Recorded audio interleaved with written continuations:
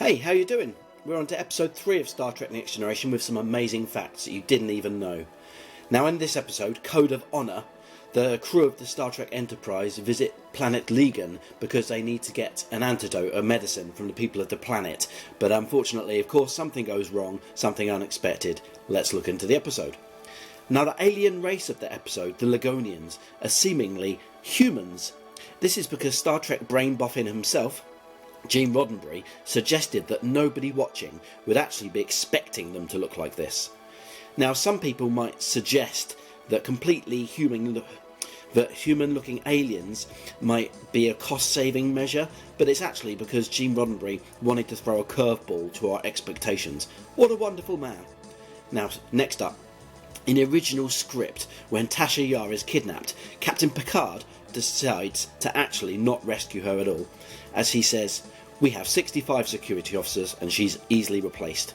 Unfortunately, this led to a story dead end, so in the reworked episode, Captain Picard decides to actually rescue her, a move he would go on to regret when she would go on to steal from him in the next episode. Now our next fact, actress Gates McFadden was actually found to be selling drugs to some of the crew members under the cover of her actually being a doctor. Now she did actually get a bit too big for her boots in the doctor's role. I don't know if it was some sort of method acting, but yeah, she was selling drugs to some of the crew. She sold Will Wheaton an illegal stimulant that made him as high as a bloomin' mad wizard. That's why he's barely in the episode at all.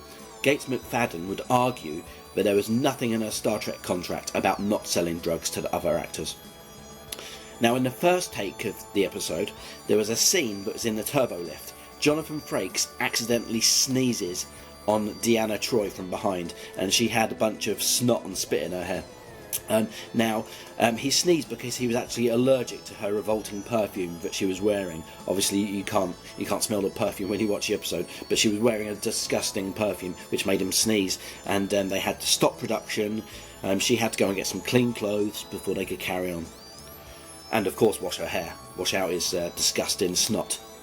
Right, next up, if you look carefully at the Ligonian captain's neck, the Ligonian leader's neck, Lutan, he's wearing a pendant around his neck, a jewel. This was purchased by the Paramount Props department from an emporium of supernatural goods in some San Francisco back street, apparently. Many of the people on set swore that this jewel was actually cursed. Now while the jewel was on screen, one actor had a heart attack. In another scene, a fire started which would cause prostate burns on over 20 staff. And elsewhere, lots of the different actors said that their car keys had disappeared from their pockets and their bags, and then miraculously, as soon as this jewel wasn't needed anymore, hopefully it was thrown in the bin, all the problems stopped.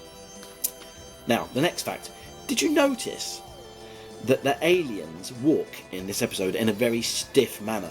That's because the Ligonians don't actually have ligaments, and that's why they were named the Ligonians by Gene Roddenberry.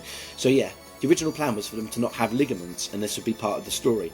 Now according to early editions of the Star Trek Encyclopedia, there's full information on this, but it's hard to actually find. I have one of those here, so thankfully I could check.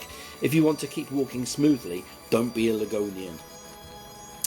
Now, did you notice that there are 0 foxes seen on the Enterprise in this episode? The animal, the fox. That's because, unfortunately, Gene Roddenberry didn't have the foresight to include nature's red friend as a space colleague. Sometimes Gene Roddenberry really does make mistakes. So yeah, that's why, in fact, there's 0 foxes seen in this episode of Star Trek The Next Generation. Now, when preparing for her hand-to-hand battle with Lutan's wife, Tasha Yar states that no physical training anywhere matches Starfleet. How then does she explain the fighting prowess of the Klingons or the Jem'Hadar? Or even, come to that, James Bond? Have you actually seen how good James Bond is in hand-to-hand combat? He's gotten out of countless scrapes by ingeniously fighting, using skill, manoeuvres, tricks. He really does have the best training around, and I'd argue that James Bond actually has better training than Tasha Yar. Now, when Lutan's wife is shouting at Tasha Yar in the scene preceding the fight at the end of the episode, Denise Crosby actually forgot that she was acting and thought that the actress was shouting directly at her for real. So as the cameras went off, Denise Crosby launched herself at the actress, and a raging catfight ensued. Both actresses were pulling out chunks of each other's hair, rolling around on the floor, and basically trying to kill each other to any onlookers. Now, they had to be pulled apart by several of the other actors and the stagehands, and even to this day, Tasha Yar has not apologised to the other actress, which is bang out of order.